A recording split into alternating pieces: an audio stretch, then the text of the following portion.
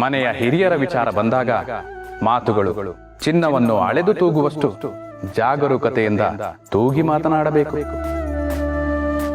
ಮೊದಲೇ ದೈಹಿಕವಾಗಿ ಶಕ್ತಿಯನ್ನು ಕಳೆದುಕೊಂಡಿರುವ ಜೀವಗಳಿಗೆ ನಾವು ಎಲ್ಲರಿಗೂ ಭಾರವಾಗಿದ್ದೇವೆ ಎನ್ನುವ ಭಾವನೆಯೇ ಹೆಚ್ಚು. ಅಂತಹ ಸಂದರ್ಭದಲ್ಲಿ ಅವರ ಆತ್ಮವಿಶ್ವಾಸವನ್ನು ಹೆಚ್ಚಿಸೋ ಕೆಲಸವಾಗಬೇಕೇ ಹೊರತು ಆತ್ಮಗೌರವವನ್ನು ಕುಂದಿಸೋ ಕೆಲಸವಾಗಬಾರದು. ಮಕ್ಕಳು ಶತ್ರುಗಳಾಗಿ ಬದಲಾದರೂ ಅವರಿಗೆ ಒಳಿತನ್ನೇ ಬಯಸಿ ಹರಸೋ ಜೀವಗಳು ಯಾರಾದರೂ ಇದ್ದರೆ ಅದು ಹೆತ್ತವರು ಮಾತ್ರ.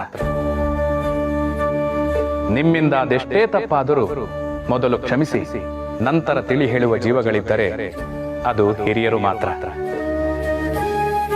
ಮನೆಗೊಂದು ಮಗು ಹೇಗೆ ಮುಖ್ಯವೋ ಹಾಗೆ ಆ ಮಗುವಿನ ಸರ್ವತೋಮುಖ ಸಂಸ್ಕಾರಯುತ ಬೆಳವಣಿಗೆಗೆ ಹಿರಿಯರು ಅಷ್ಟೇ ಮುಖ್ಯ. ಅವರು ಮುದುಕರಲ್ಲ, ಅನುಭವದಲ್ಲಿ ಧನಿಕರು. ಅವರು ವಯಸ್ಸಾದವರಲ್ಲ, ಆಯಾಸವಾಗದವರು. ಅವರು ವಯೋವೃದ್ಧರಲ್ಲ, ಶುದ್ಧ ಚೈತನ್ಯರು. ಅವರು ಭಾರವಾದವರಲ್ಲ, ಬಂಗಾರದಂತವರು. ಮನೆಯ ಮೂಲೆಯಲ್ಲ ಅವರು, ಮನೆಯ ಮೂಲವೇ ಅವರು. ಹಿರಿಯರಿಲ್ಲದ ಮನೆ ಗರಿಗಳಿಲ್ಲದ ಕಲ್ಪವೃಕ್ಷವಿದ್ದಂತೆ. ಹೆತ್ತವರಿಲ್ಲದ ಜೀವನ ರೆಂಬೆ ಕೊಂಬೆಗಳಿಲ್ಲದ ವಟವೃಕ್ಷವಿದ್ದಂತೆ. ಭೂಮಿಯ ಮೇಲೆ ಮಕ್ಕಳಿಡುವ 2 ಹೆಜ್ಜೆಯ ಜಾಗ ತಂದೆ ತಾಯಿಯರ ತ್ಯಾಗ.